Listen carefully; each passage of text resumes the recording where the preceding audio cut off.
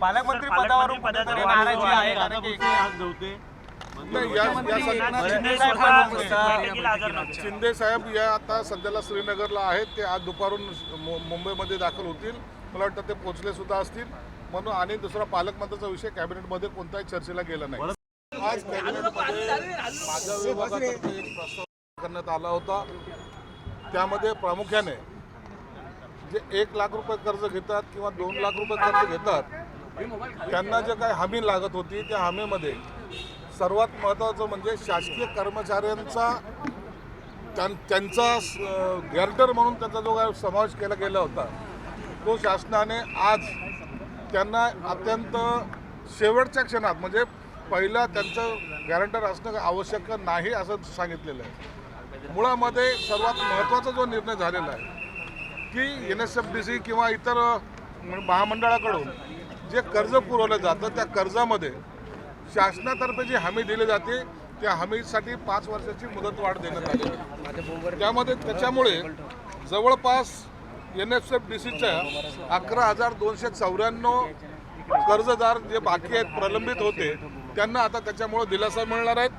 तसंच NSKFDCचे जो आमच्याकडे 30,119 प्रकरण प्रलंबित होते त्यांनाही आता आम्ही कर्ज देण्यासाठी मुक्त झालेलो आहोत. त्यांनाही सुद्धा या योजनेचा लाभ होईल. अत्यंत या दोन्ही गोष्टी शासनानं आज कॅबिनेटमध्ये मंजूर केल्यात. मला वाटतं यामुळे सर्वसामान्य घटकातील मागासवर्गीय घटकातील इतरांना त्याचा लाभ होईल. पालकमंत्री पदावरून कुठेतरी नाराजी आहे कारण की शिंदे साहेब या आता सध्याला श्रीनगरला आहेत. ते आज दुपारून मुंबईमध्ये दाखल होतील. मला वाटतं ते पोहोचले सुद्धा असतील म्हणून. आणि दुसरा पालकमंत्र्याचा विषय कॅबिनेटमध्ये कोणत्याही चर्चेला गेला नाही.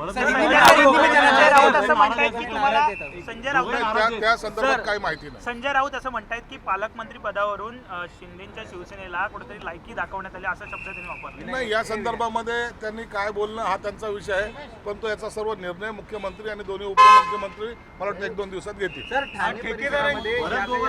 इमारती होत्या ठाणे परिसरामध्ये एकनाथ शिंदे यांच्या नगरविकास खात्याने त्यावरती दंड जे आहे तो माफ केलेला आहे. आणि आता आरोप केला जातोय की कुठेतरी ठाण्यातल्या अनधिकृत इमारतींना एकनाथ शिंदे अभय देत आहेत, मेहरबानी करतात. सर्वसामान्य हिताचा जर निर्णय असेल तर त्यामध्ये निर्णय घेण्यास काही हरकत नाही असं आमचं सरकारचं मत आहे.